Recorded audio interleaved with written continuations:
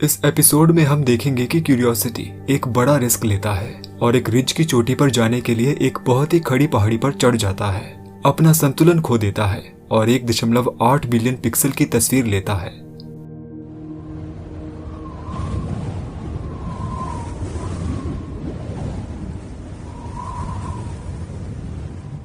Glenn एटिव नाम की site पर 2 ड्रिल सैंपल लेने के बाद क्यूरियोसिटी एक सेल्फी लेता है। ये एनोटेशंस दूर क्रेटर रिम दिखाते हैं, साथ ही वेरा रूबिन रिज भी। क्यूरियोसिटी ने ग्लेन टोरिडन में बहुत प्रोग्रेस की है, जिसे पहले क्ले बेयरिंग यूनिट के नाम से जाना जाता था। नासा की टीम रोवर को अब तक के सबसे बड़े पैनोरामा को कैप्चर करने के लिए कमांड देती है। इस तस्वीर में लगभग 1.8 बिलियन पिक्सल हैं और ये किसी दूसरे ग्रह पर ली गई अब तक की सबसे डिटेल्ड तस्वीर है। दूर वेरा रूबिन रिज के साथ पूरे ग्लेन टोरिडन क्षेत्र का व्यू दिखाई दे रहा है। हम क्ले रिज यूनिट में रोवर के ट्रैक को देख सकते हैं।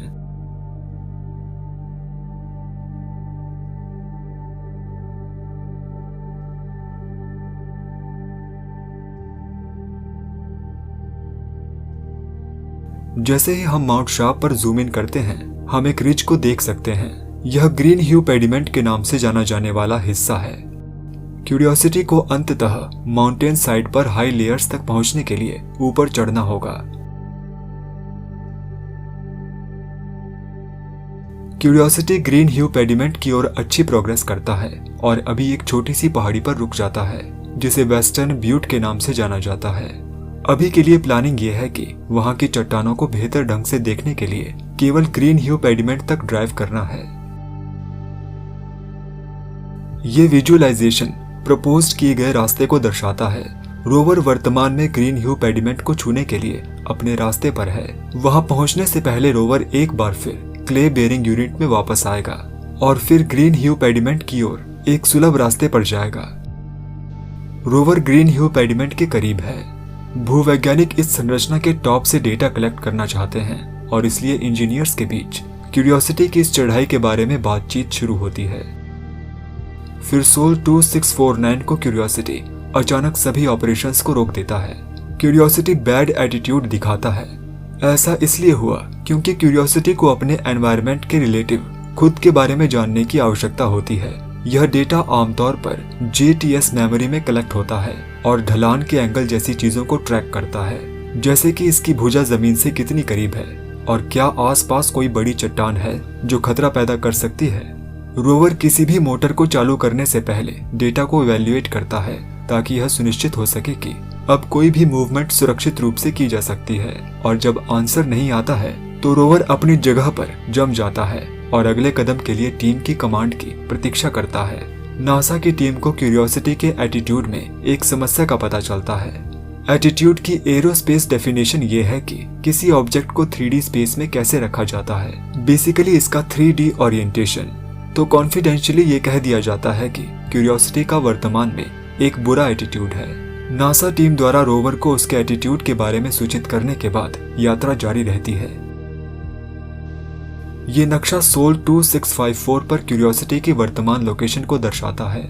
रोवर अब ग्रीन ह्यू के ऊपर से डेटा तक पहुंचने के लिए ग्रीन व्यू पेडिमेंट के बेहद करीब है। रोवर अब चढ़ना शुरू कर देगा।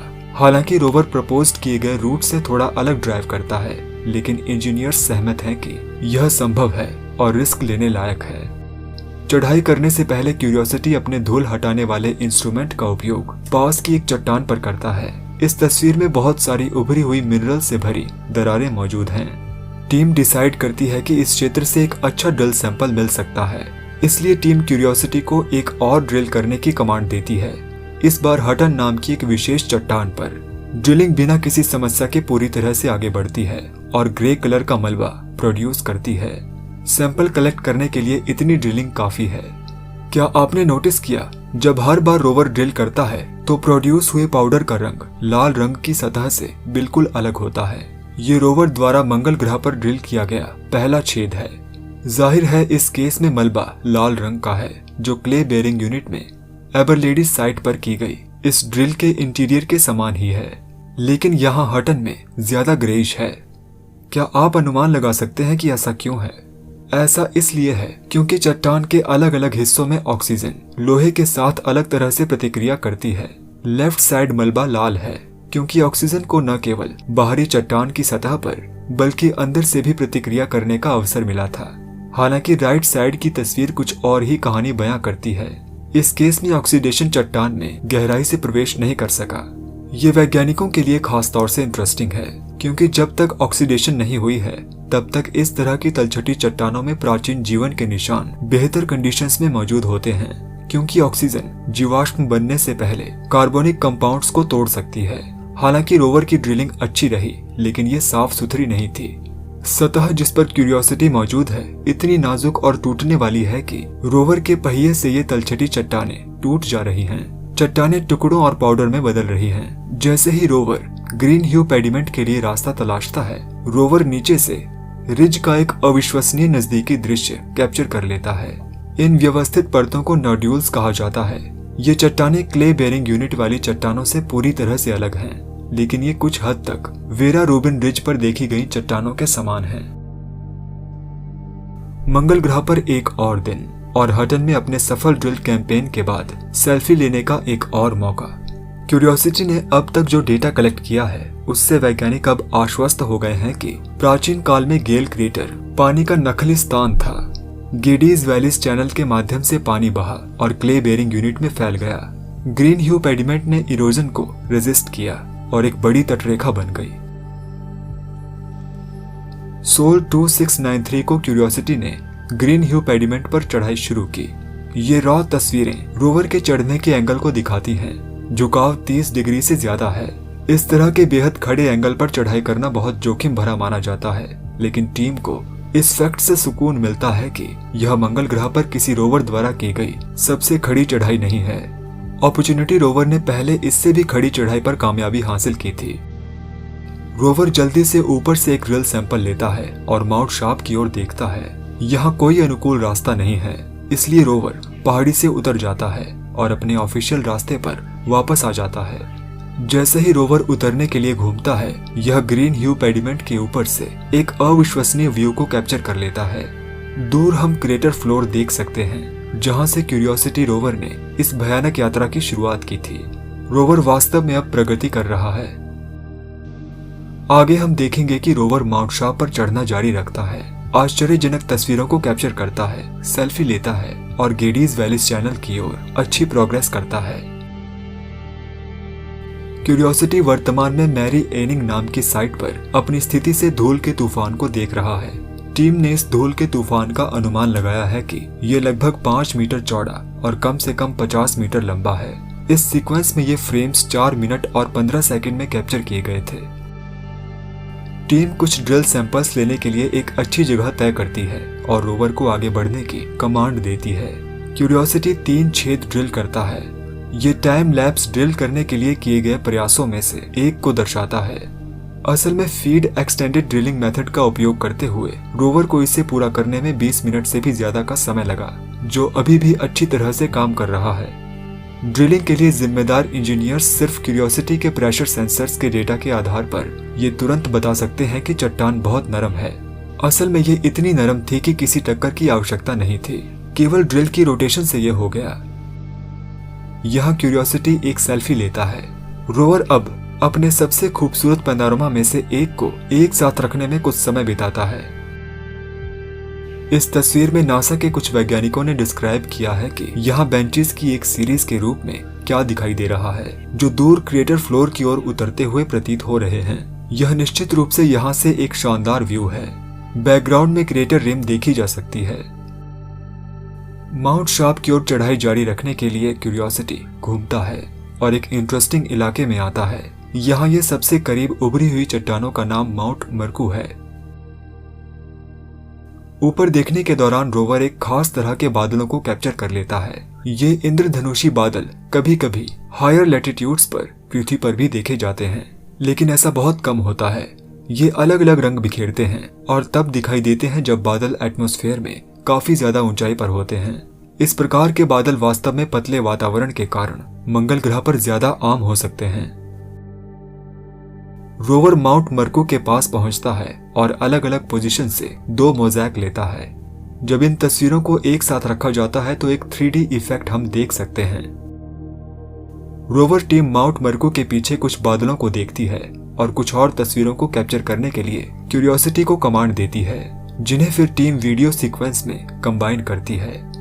इस सीक्वेंस का हर एक फ्रेम 6 अलग अलग तस्वीरों से बना है।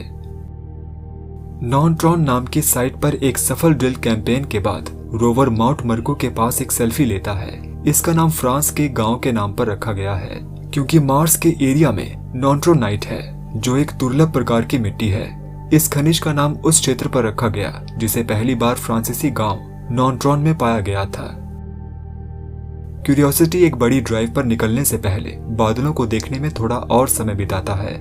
टीम रोवर को दूर एक पहाड़ की ओर देखने की कमांड देती है और वे इसे राफेल नवारो माउंटेन नाम देते हैं। ये नाम एस्ट्रोबायोलॉजिस्ट राफेल नवारो गोंजालेस के नाम पर रखा गया है, जिनका निधन अभी हाल ही में 2021 में हुआ है। यह तस्वीर प्रपोज किए गए रास्ते को दिखाती है। क्यूरियोसिटी राफेल नवारो माउंटेन के करीब से गुजरेगा और फिर बेहद इंटरेस्टिंग गेडीज वैलीज चैनल पर आगे बढ़ने से पहले एक बार फिर से ग्रीन ह्यू पेडिमेंट पर चढ़ाई करेगा। ऐसा करने से पहले क्यूरियोसिटी रोवर मर्को पर्वत की चोटी पर चढ़ाई करता है और एक पैनोरमा लेता है। मर्को पर्वत का दूसरा किनारा अपेक्षाकृत सपाट है, तो रोवर के लिए यह एक आसान ड्राइव थी। फिर भी नासा की टीम रोवर को किनारे के करीब से नहीं जाने देगी। एक लंबी ड्राइव के बाद राफेल नवारो माउंटेन क्यूरियोसिटी की रेंज में आता है। माउंट शार्प तक ऊंची परतों तक पहुंचने के लिए रोवर इसके करीब से गुजरेगा। आगे हम देखेंगे कि रोवर परतदार चट्टानों को ढूंढता है, जो कि एक धारा या छोटे तालाब में बनी थी। रोवर और ज्यादा आश्चर्यजनक तस्वीरों को कैप्चर करता है और मंगल ग्रह के फूल की तरह दिखने वाली संरचना को देखता है। एक छोटे सोलर कंजंक्शन के बाद रोवर ऑनलाइन वापस आ जाता है और जमीन पर पड़े कुछ अजीब पिंडों को देखता है। ये इस एरिया में बहुतायत में देखे जा सकते हैं। टीम रोवर के पहियों का उपयोग करके कुछ को कुचलने के लिए क्यूरियोसिटी को कमांड देती है। कुचलने की प्रक्रिया योजना के अनुसार नहीं होती है, लेकिन चट्टान के भीतर एक चमकदार पदार्थ का पता चलता है। ऐसा लगता है कि चट्टान क्ले बेयरिंग यूनिट में देखी गई चट्टानों की तुलना में ज्यादा कठोर है। रोवर अच्छी प्रोग्रेस कर रहा है और ग्रीन ह्यू पेडिमेंट और एक दूसरे उभरी हुई चट्टानों के बड़े क्षेत्र के बीच एक छोटे से रास्ते से आगे बढ़ रहा है। इसे मारिया गार्डन नॉच नाम दिया गया है। क्यूरियोसिटी ने इस तस्वीर को सोल 3299 पर लिया है और इसे टीम ने मंगल ग्रह से एक पिक्चर पोस्ट कार्ड के रूप में डिस्क्राइब किया है। ये माउंट शार्प से वापसी का रास्ता दिखाता है और राफेल नवारो पर्वत को राइट साइड देखा जा सकता है। क्यूरियोसिटी मारिया गॉर्डन नॉच के रास्ते में एक सेल्फी लेता है। रोवर अब यहां से गुजरेगा। रास्ते में रोवर इस अविश्वसनीय मोज़ेक को कैप्चर करता है। ये मंगल ग्रह पर ली गई अब तक की सबसे अच्छी तस्वीर हो सकती है। मिनरल से भरी दरारों की प्रचुरता और कुछ अजीब विशेषताएं सभी इस तस्वीर को इंटरेस्टिंग बनाते हैं। जरा इस विशाल दरार को देखिए, ये इरोजन को रेजिस्ट कर रहा है, जबकि आसपास की चट्टान धीरे धीरे कई सालों के पानी या हवा के प्रोसेस से भस्म हो गई है।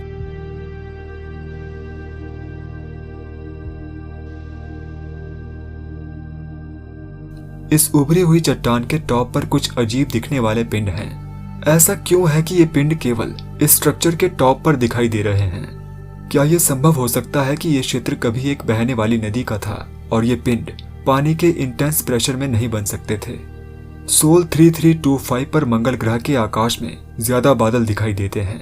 आप उनकी छाया को पूरे लैंडस्केप में लुढ़कते हुए देख सकते हैं। तस्वीरों की यह सीरीज सीधे रोवर के ऊपर का व्यू दिखाती है।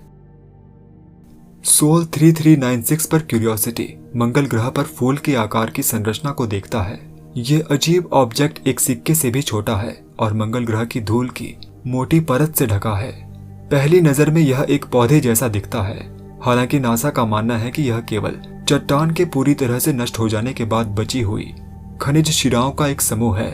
हमें पृथ्वी पर हायर ग्रेविटी और डेंस एटमॉस्फेयर के कारण पृथ्वी पर इस तरह के फॉर्मेशन देखने को नहीं मिलते हैं। सोल 3451 पर क्यूरियोसिटी ने एक बार फिर ग्रीन ह्यू पेडिमेंट के टॉप पर चढ़ने का फैसला लिया। इस मोज़ेक को टॉप तक कैप्चर करने की प्लानिंग थी, लेकिन यहाँ एक समस्या है। ग्रीन ह्यू का टॉप गेट और बैक चट्टानों से भरा हुआ है जो क्यूरियोसिटी के पहियों को नुकसान पहुंचा सकती हैं। रोवर को यहाँ से वापस नीचे उतरना होगा और रिवर चैनल में दूसरा रास्ता खोजना होगा। ग्रीन ह्यू का ये व्यू दूर उभरी हुई चट्टानों की एक लेवल की परतों की तुलना में एक ढलान वाला लैंडस्केप दिखाता है। क्या ग्रीन ह्यू पानी में मौजूद एक प्राचीन ढलान हो सकती है? रोवर एक बार फिर नीचे उतरने से पहले इन शार्प चट्टानों को करीब से देखता है। ये दूसरी बार है जब रोवर ने चढ़ाई की है और फिर उसे ग्रीन ह्यू पेडिमेंट से उतरना पड़ा है। सोल 3492 पर रोवर कुछ परतदार चट्टानों के सामने आता है जो पृथ्वी पर नदियों द्वारा बनाई गई कुछ चट्टानों के समान दिखती हैं। अपने 10वें जन्मदिन पर रोवर यहाँ गेडीज वैलीज चैनल की शुरुआत में बैठता है। इसकी यात्रा अविश्वसनीय रही है। क्यूरियोसिटी ने 28 किलोमीटर की दूरी तय की है। क्यूरियोसिटी ने लगभग 5 लाख तस्वीरों को कैप्चर किया है और 31 टेराबाइट डेटा ट्रांसमिट किया है। 2000 फीट से ज्यादा की चढ़ाई की और इसकी खोजों पर अब तक 883 एकेडमिक पेपर्स लिखे जा चुके हैं।